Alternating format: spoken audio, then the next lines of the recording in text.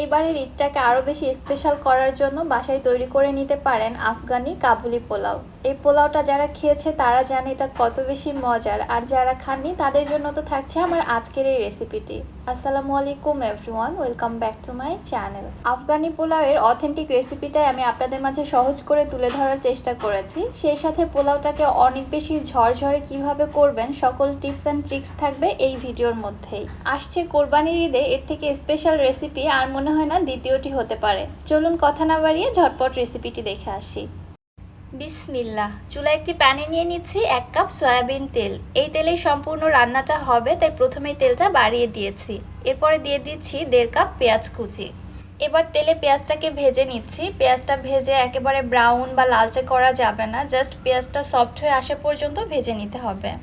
ভেজে নিতে নিতে যখন পেঁয়াজটা এরকম সফট হয়ে এসেছে তখন এর মধ্যে দিয়ে দিচ্ছি 1 কেজি গরুর মাংস।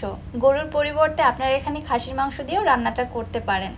আর এই আফগানি কাবুলি পোলাওয়ের মাংসের পিসগুলো একটু বড় করেই কেটে নিতে হয়, এজন্য একটু বড়ই রেখেছি। আমি এখানে হাড় চর্বি সহ 1 কেজি গরুর মাংস নিয়েছি। এবারে পেঁয়াজের সঙ্গে মাংসটাকে কিছুক্ষণ কষিয়ে নিচ্ছি। কিছুক্ষণ কষিয়ে নেওয়ার পর দিয়ে দিচ্ছি 1 চামচ লবণ, 1 চামচ আদা বাটা, 1 চামচ রসুন বাটা। এই আফগানি কাবুলি পোলাওয়ে মশলার ব্যবহার হয় কিন্তু খুবই অল্প পরিমাণে, যে জন্য এখানে অল্প অল্প করে ধাপে ধাপে মশলা অ্যাড করতে হবে এবং মাংসটাকে কষিয়ে নিতে হবে। এতে মাংসর যে একটা র স্মেল আছে ওইটা চলে যাবে। আদা রসুন দিয়ে কিছুক্ষণ কষিয়ে নেওয়ার পর এবার কিছু গরম মশলা দিয়ে দিচ্ছি। 6 থেকে 7টি দিচ্ছি সাদা এলাচ, মুখগুলোকে ফেটে দিয়েছি। 3টি দিচ্ছি বড় কালো এলাচ, 1 চামচ জিরার গুঁড়া। এই মশলাগুলো দেওয়ার পর আবারও মাংসটাকে কষিয়ে নিব। আমি আবারও বলছি, এই আফগানি কাবুলি পোলাওয়ে মশলার পরিমাণ খুবই অল্প পরিমাণে ব্যবহার করতে হয়, কিন্তু তারপরেও রান্নাটা হয় অনেক বেশি মজার। অ্যাট লাস্ট এখানে দিয়ে দিচ্ছি 1 চামচ সাদা গোলমরিচের গুঁড়া এবং 1 চা চামচ গরম মশলার গুঁড়া। সাদা গোলমরিচের গুঁড়ার পরিবর্তে আপনারা চাইলে এখানে কালো গোলমরিচের গুঁড়াটাও ব্যবহার করতে পারবেন। আর হ্যাঁ, যে মশলাগুলো আমি এখানে আস্ত ব্যবহার করেছি মানে সাদা এলাচ, কালো এলাচ, আপনারা চাইলে এগুলোকে গুঁড়ো করেও দিতে পারেন। মাংসগুলোকে আর কিছুক্ষণ কষিয়ে নেওয়ার পর দিয়ে দিচ্ছি 6 কাপ গরম পানি। পানির পরিমাণ এখানে বেশি লাগবে কারণ এই পানিতে মাংসগুলোকে 100% কুকড করে নিতে হবে এবং মাংসটা সম্পূর্ণ সেদ্ধ হওয়ার পরে যেন এক্সট্রা গ্রেভি থাকে এইভাবে এখানে পানিটা অ্যাড করে দিতে হবে।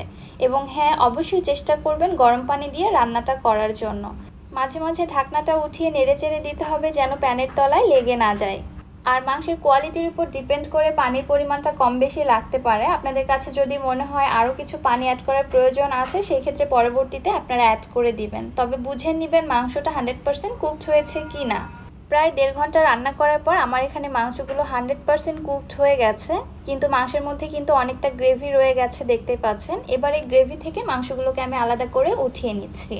বাকি যে গ্রেভিটা রয়ে গেছে এটা কিন্তু অবশ্যই মেপে নিতে হবে। আমি চুলা থেকে নামিয়ে এটা মেপে এক সাইডে রেখে দিচ্ছি। এদিকে পোলাওটা রান্না করার জন্য এখানে নিয়ে নিচ্ছি 2 কাপ বাসমতি চাল। তবে আপনারা চাইলে 3 কাপ পরিমাণে চাল এখানে নিতে পারেন। 1 কেজি গরুর মাংস দিয়ে 3 কাপ পরিমাণে বাসমতি রাইস দিয়ে এই কাবুলি পোলাওটা রান্না করা যায়। এইবারে পরিমাণ মতো পানি দিয়ে চালটা পরিষ্কার করে ধুয়ে নিচ্ছি। বাসমতি চাল কিন্তু বেশি কচলিয়ে ধোয়া যায় না, এতে করে চালগুলো ভেঙে যায়। খুবই আলতো হাতে পানিটা ক্লিন হওয়া পর্যন্ত জাস্ট ধুয়ে নিতে হবে। এরপরে পানি থেকে ঝরিয়ে আমি স্ট্রেনারে রেখে দিচ্ছি এক্সট্রা পানিটা ঝরে যাওয়ার জন্য। এদিকে চুলায় একটি প্যানে দিচ্ছি 2 টেবিল চামচ ঘি। ঘি মেল্ট হয়ে আসলে দিয়ে দিচ্ছি 1 কাপ গাজর কুচি। গাজরগুলোকে আমি একটু মোটা করে কেটে নিয়েছি। সাথে দিলাম 1/2 কাপ কালো কিশমিশ। অথেন্টিক আফগানি পোলাওয়ে কালো কিশমিশ ব্যবহার করা হয়, তবে আপনারা চাইলে এখানে সবুজ কিশমিশ বা লাল কিশমিশটাও ব্যবহার করতে পারেন। ঘিয়ের সাথে এগুলোকে 1 মিনিটের মতো ভেজে উঠিয়ে নিচ্ছি।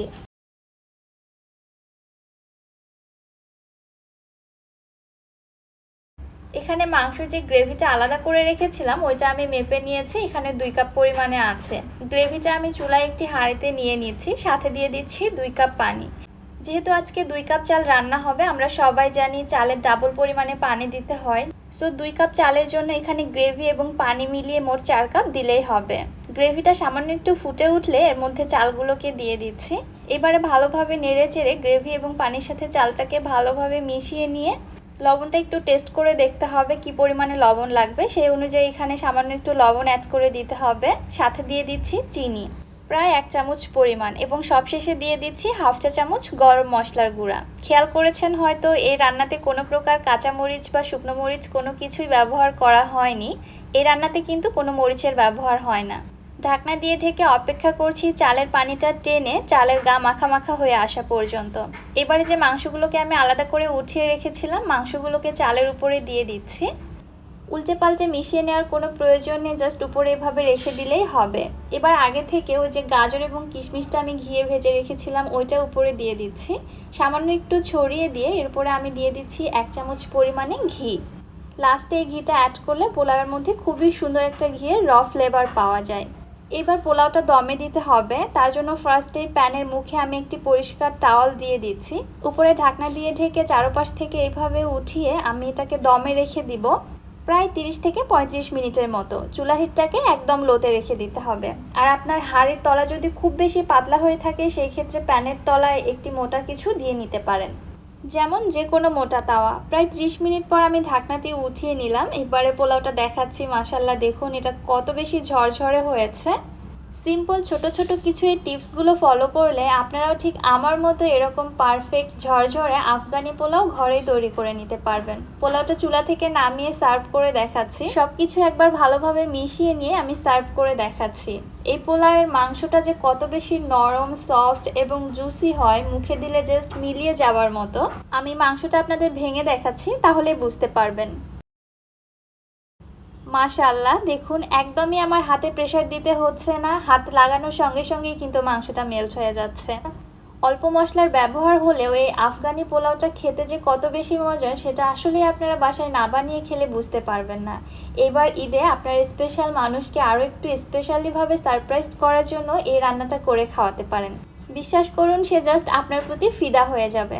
রেসিপিটি আপনাদের কাছে কেমন লাগলো অবশ্যই আমাকে কমেন্ট করে জানাতে ভুলবেন না। আজকের মতো বিদায় নিচ্ছি।